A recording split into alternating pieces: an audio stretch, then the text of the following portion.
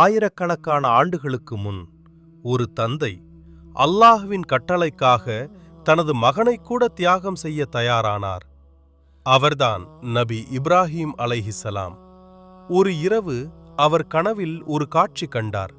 தன் மகன் இஸ்மாயில் அலைஹிஸ்ஸலாமை அல்லாஹ்வுக்காக பலி கொடுக்க வேண்டும் என்ற கட்டளை. ஒரு தந்தைக்கு இதைவிட பெரிய சோதனை இருக்க முடியுமா? ஆனால் இப்ராஹிம் அல்லாஹ்வின் கட்டளையை மறுக்கவில்லை. அதிலும் ஆச்சரியம் என்ன தெரியுமா?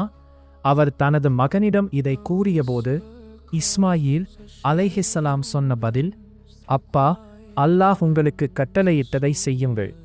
இன்ஷா அல்லாஹ் என்னை பொறுமையாளர்களில் காண்பீர்கள். சுபான் அல்லாஹ். இது சாதாரண குடும்பம் இல்லை, இது அல்லாஹுக்காக வாழ்ந்த குடும்பம். இப்ராஹிம் தனது மகனை பலி கொடுக்க தயாரான அந்த நொடியில் அல்லாஹ் வானத்திலிருந்து ஒரு ஆட்டை அனுப்பினான். இஸ்மாயில் அலைஹிஸ்ஸலாம் காப்பாற்றப்பட்டார். அந்த நாள் ஒரு பெரிய பாடத்தை மனித குலம் கற்றுக்கொண்டது. அல்லாஹ் நம்முடைய இரத்தத்தை வேண்டவில்லை, நம்முடைய கீழ்ப்படிதலைத்தான் விரும்புகிறான்.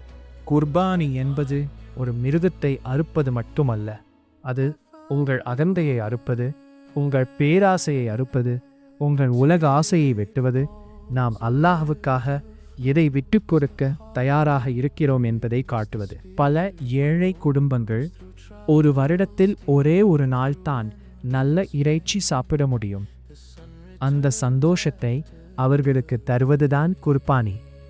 ஒரு பசித்த குழந்தையின் முகத்தில் வரும் சிரிப்பு, அது ஒரு பெரிய சதகா. அல்லாஹ் குர்ஆனில் கூறுகிறான், அவற்றின் மாம்சங்களோ இரத்தங்களோ அல்லாஹ்வை அடைவதில்லை, ஆனால் உங்கள் தக்வாதான் அவனை அடைகிறது. நபிகள் நாயகம் ஸல்லல்லாஹு அலைஹி வஸல்லம் கூறினார்கள், குர்பானி நாளில் மனிதன் செய்யும் செயல்களில் அல்லாஹ்விற்கு மிகவும் விருப்பமானது குர்பானி கொடுப்பதாகும். இன்று அல்லாஹ்வுக்காக என்ன தியாகம் செய்கிறோம்? ஒரு பாவத்தை விட்டுவிட முடியவில்லை.